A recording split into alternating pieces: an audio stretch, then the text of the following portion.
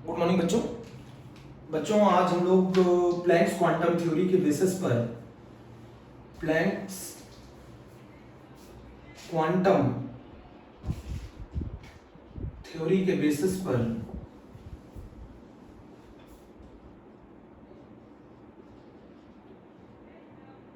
क्या एक्सप्लेन करने जा रहे हैं? एक्सप्लेन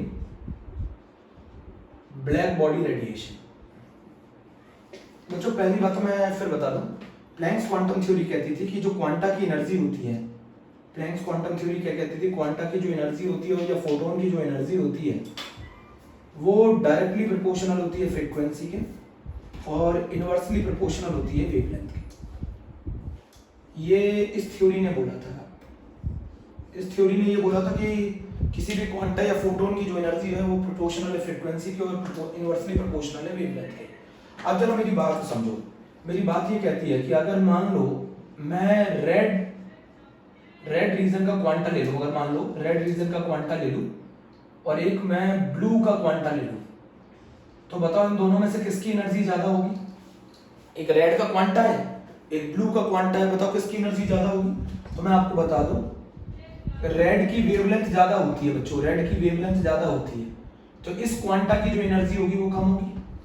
रेड की वेवलेंथ ज्यादा होती है तो इस क्वांटा की एनर्जी कम होगी, और ब्लू की वेवलेंथ कम होती है तो इस क्वांटा की एनर्जी जो है वो ज्यादा होगी। ब्लू वाले की वेवलेंथ कम होती है तो एनर्जी ज्यादा होगी, और रेड वाले क्वांटा की वेवलेंथ ज्यादा होती है तो एनर्जी कम होगी। ये इसका छोटा सा कंसेप्ट है। मैं आपको क्या बताना चाहता हूं, प्लैंक्स क्वांटम थ्योरी के बेसिस पर आज हम लोग क्या पढ़ रहे हैं, एक्सप्लेन कर रहे हैं ब्लैक बॉडी रेडिएशन। इस थ्योरी का ये कहना था, प्लैंक्स क्वांटम थ्योरी का, कि जो एनर्जी है वो प्रोपोर्शनल है फ्रीक्वेंसी के और ये जो एनर्जी है क्वांटा की वो इनवर्सली प्रोपोर्शनल है वेवलेंथ के। रेड वाले क्वांटा की वेवलेंथ ज्यादा है तो एनर्जी कम होगी, ब्लू वाले क्वांटा की वेवलेंथ कम है तो एनर्जी ज्यादा होगी। ये बात समझ में आ रही होगी। अब मैं अगर आपको एक चीज बताऊं कि मान लीजिए अगर मुझे लाइट की एनर्जी बढ़ानी है, अगर मैं लाइट की एनर्जी बढ़ा दूं तो वो कम वेवलेंथ की तरफ शिफ्ट हो जाएंगे। कब वेवलेंथ की तरफ शिफ्ट हो जाएंगे बोलो? अगर मैं लाइट की एनर्जी बढ़ा दूं तो वो कम वेवलेंथ की तरफ शिफ्ट हो जाएंगे। बोलो बच्चों जल्दी बोलो, नहीं समझे? अगर मैं लाइट की एनर्जी बढ़ा दूंगा तो बेटा वो कम वेवलेंथ की तरफ शिफ्ट हो जाएगा। एक तो लाइट की एनर्जी बढ़ाने पर मैं आपको बताता हूं होता क्या है। ब्लैक बॉडी रेडिएशन में हम लोगों ने क्या पढ़ा था, एक मेटेलिक स्फीयर है, वो टेम्परेचर T1 पे जो रेडिएशन इमिट कर रहा है उसकी वेवलेंथ λ1 है, जो टेम्परेचर T2 पे जो रेडिएशन इमिट कर रहा है उसकी वेवलेंथ λ2 है, टेम्परेचर T3 पे जो रेडिएशन इमिट कर रहा है उसकी वेवलेंथ λ3 है। ये हम लोगों ने पढ़ा था। हमने पढ़ा था कि अगर हम एनर्जी बढ़ाते हैं, अगर हम लाइट की एनर्जी बढ़ाते हैं, अगर हम लाइट की एनर्जी बढ़ाते हैं तो उसका पहली बात तो कलर चेंज हो जाएगा। लाइट की एनर्जी बढ़ाने पर कलर क्या हो जाएगा बच्चों? चेंज हो जाएगा। मैं आपको बिल्कुल एक एक चीज समझा रहा हूं, कंसेप्ट समझिएगा। लाइट की एनर्जी बढ़ाने पर कलर चेंज हो जाएगा, और अगर कलर चेंज हो जाएगा तो कहां शिफ्ट होगा? कम वेवलेंथ की तरफ शिफ्ट होगा, कम वेवलेंथ की तरफ शिफ्ट होगा। मेरी बात समझ में आ रही होगी, कम वेवलेंथ की तरफ शिफ्ट होगा। बात समझो जरा मेरी। ये थ्योरी ये कहती थी कि अगर हम लाइट की एनर्जी बढ़ा देंगे तो एनर्जी बढ़ाने पे कलर चेंज होगा, और कहां की तरफ शिफ्ट होगा? कम वेवलेंथ की तरफ शिफ्ट होगा, इस अकॉर्डिंग टू दिस थ्योरी। क्योंकि इस थ्योरी का कहना था जो एनर्जी है अगर वो इंक्रीज होगी तो वेवलेंथ कम होगी, वेवलेंथ कम होगी तो कलर चेंज होगा। तो इस थ्योरी अगर हम लाइट की इस कंसेप्ट में चल रहे हैं, ब्लैक बॉडी रेडिएशन को इस फिनोमेनन से एक्सप्लेन करेंगे। अगर हम लाइट की एनर्जी बढ़ाना चाहते हैं तो लाइट की एनर्जी बढ़ाने पे कलर चेंज होगा, कलर चेंज होगा तो किस तरफ शिफ्ट होगा? कम वेवलेंथ की तरफ शिफ्ट होगा, कम वेवलेंथ की तरफ शिफ्ट होगा। बात समझ में? अगर हम लाइट की एनर्जी बढ़ा दें तो एनर्जी बढ़ाने पे कलर चेंज होगा, कलर चेंज होगा तो कम वेवलेंथ की तरफ शिफ्ट होगा। यही ब्लैक बॉडी रेडिएशन में था। बोलो बच्चों, ठीक है? इतना पहले कंसेप्ट को समझो, है ना? अब जरा मेरी बात समझना बहुत ध्यान से। हम ब्लैक बॉडी रेडिएशन को अगर मैं आपसे बोलूं, मैं ब्लैक बॉडी रेडिएशन को इस फिनोमेनन से एक्सप्लेन कर सकता हूं, E = hc/λ, इस फार्मूले से। कैसे? अगर आप वेवलेंथ बढ़ाओगे तो एनर्जी कम होगी, और अगर आप एनर्जी को बढ़ाओगे तो वेवलेंथ कम होगी। इस फिनोमेनन से हम एक्सप्लेन कर सकते हैं। कैसे एक्सप्लेन करते हैं? मान लो ये मेटेलिक स्फीयर है, ये मेटालिक स्फीयर एक टेम्परेचर T1 पे एक रेडिएशन एमिट कर रहा है जिसकी वेवलेंथ λ1 है, टेम्परेचर T2 पे जो रेडिएशन एमिट कर रहा है उसकी वेवलेंथ λ2 है, और टेम्परेचर T3 पे जो इसकी वेवलेंथ एमिट कर रहा है उसकी λ3 है। अब मैं आपको बता दूं, मान लीजिए टेम्परेचर T1 पे जो उसने क्वांटा एमिट किया, जो T1 टेम्परेचर पे जो क्वांटा एमिट किया, तो T2 टेम्परेचर पर T1 टेम्परेचर से ज्यादा है T2 temperature, T2 temperature is greater than the T1 temperature, तो T2 टेम्परेचर पे जो क्वांटा रिलीज होगा, जो क्वांटा एमिट होगा, उसकी एनर्जी ज्यादा होगी। और अगर उसकी एनर्जी ज्यादा है, T2 टेम्परेचर पे जो क्वांटा उसने एमिट किया, अगर उसकी एनर्जी ज्यादा है तो उसकी वेवलेंथ कम होगी। बच्चों इसने यही कहा था ना कि जैसे जैसे एक मान लो एक मेटालिक स्फीयर है, वो T1 टेम्परेचर पे रेडिएशन एमिट कर रहा है, T2 टेम्परेचर पे रेडिएशन एमिट कर रहा है, T3 टेम्परेचर पे एमिट कर रहा है, तो T1 टेम्परेचर पे जो वो क्वांटा एमिट करेगा, मान लो उसकी वेवलेंथ λ1 है, तो जब हम T2 टेम्परेचर पे जो क्वांटा एमिट कराएंगे तो T2 टेम्परेचर ज्यादा, तो हमने एनर्जी बढ़ा दी, एनर्जी बढ़ा दी तो वेवलेंथ क्या हो जाएगी, कम हो जाएगी। T3 टेम्परेचर हमने और बढ़ा दिया, टेम्परेचर और बढ़ा दिया, तो अब जो क्वांटा एमिट होंगे उनकी एनर्जी और ज्यादा होगी और उनकी वेवलेंथ और ज्यादा कम होगी। तो जैसे जैसे हम टेम्परेचर बढ़ाएंगे बच्चों, आप कॉमन सेंस लगाओ, जैसे जैसे हम टेम्परेचर बढ़ाएंगे, अगर हम टेम्परेचर T1 से T2 ले जा रहे हैं, T3 ले जा रहे हैं, टेम्परेचर बढ़ा रहे हैं, तो एनर्जी बढ़ रही है, तो λ1 से λ2 λ3, तो ये वेवलेंथ कम की तरफ शिफ्ट होगी ना। अगर मैं T1 से T2 T2 से T3 टेम्परेचर पे जा रहा हूं तो मेरी वेवलेंथ λ1 से λ2 से λ3 शिफ्ट होगी और ये कम की तरफ शिफ्ट होगी। क्यों? क्योंकि टेम्परेचर बढ़ाने पे एनर्जी बढ़ रही है, और अगर एनर्जी बढ़ेगी क्वांटा की तो उसकी वेवलेंथ कम होगी। अभी भी बात नहीं समझी?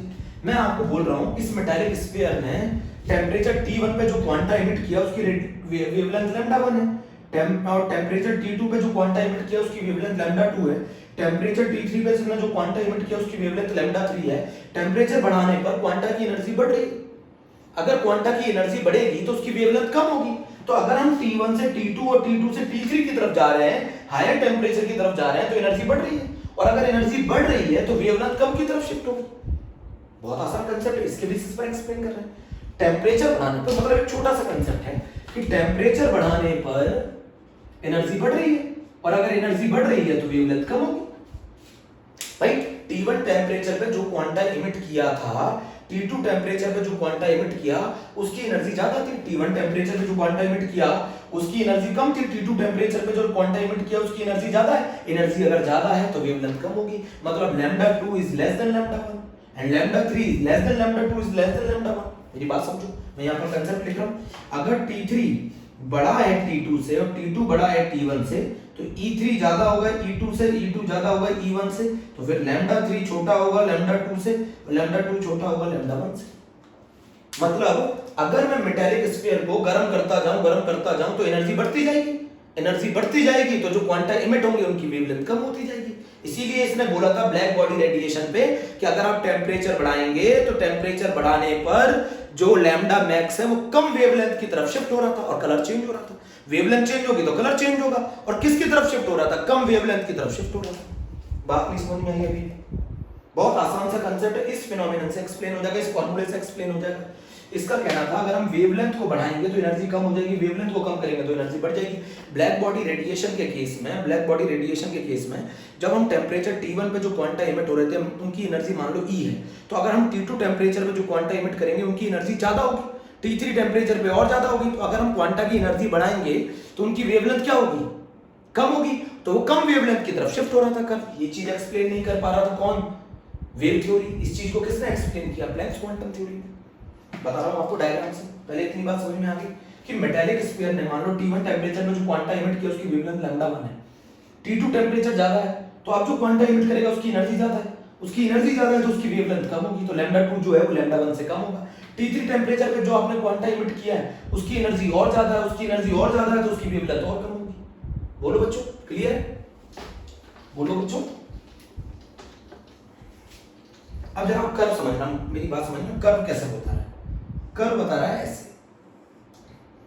कर्व बता रहा है ऐसे। मान लो यहां पर इंटेंसिटी है और ये कर्व इस तरीके था,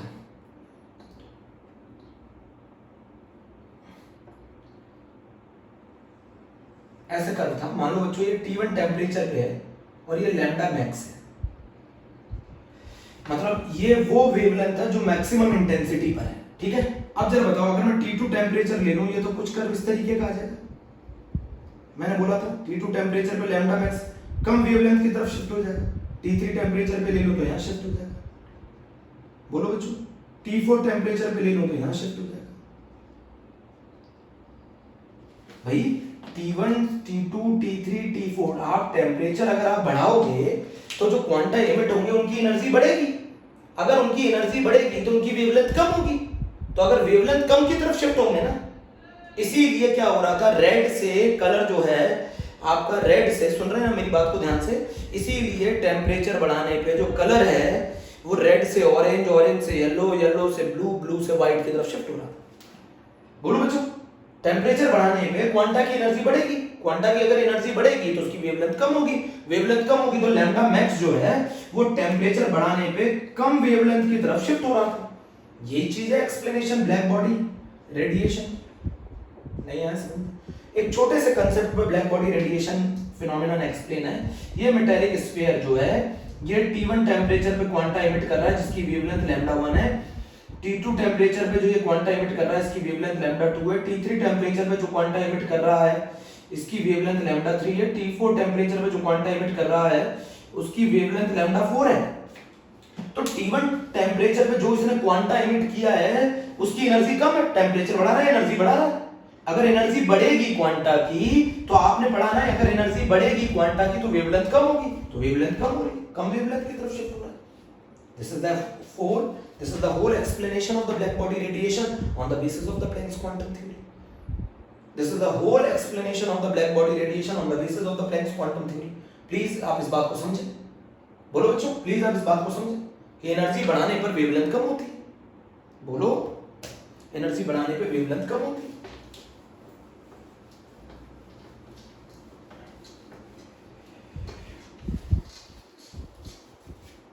आप बताओ बच्चों, एक फॉर्मूला बताता हूं आपको। किसी बच्चे ने क्वेश्चन पूछा था मुझसे, काइनेटिक एनर्जी जो होती है वो होती है चार्ज इनटू पोटेंशियल।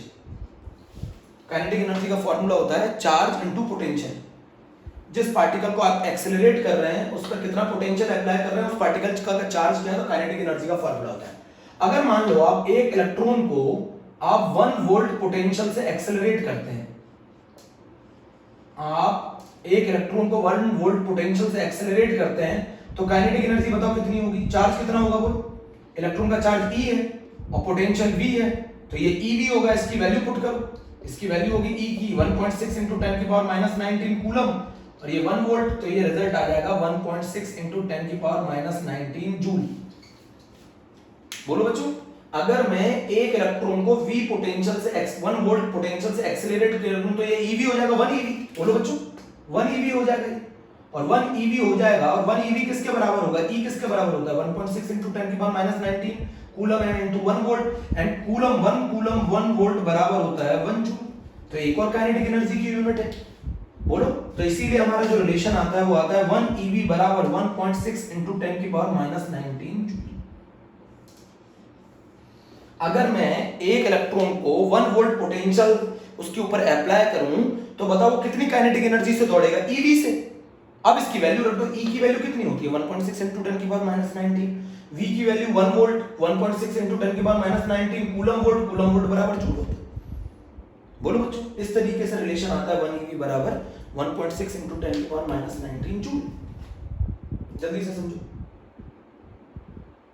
फटाफट जल्दी से। पिछले टर्म पे मैंने आपको सिखाया था, अगर आपको कभी भी नंबर ऑफ क्वांटा पर सेकंड निकालने हो, पावर दे रखी हो, तो पावर को डिवाइड कर दो एनर्जी ऑफ 1 क्वांटा से, एनर्जी ऑफ 1 क्वांटा से या 1 फोटोन से। तो power divided by energy of 1 quanta is h new. Power divided by h new को आप लिख सकते हैं hc/λ। ये शॉर्टकट ट्रिक है, नंबर ऑफ क्वांटा पर सेकंड। पावर का मतलब क्या होता है, एनर्जी रेडिएटेड पर सेकंड, एनर्जी रेडिएटेड पर सेकंड। ठीक है, ये हम लोगों ने पूरा ब्लैक बॉडी रेडिएशन पढ़ लिया on the basis of Planck's quantum theory. Okay, thank you. पहला कंसेप्ट हो गया बच्चों।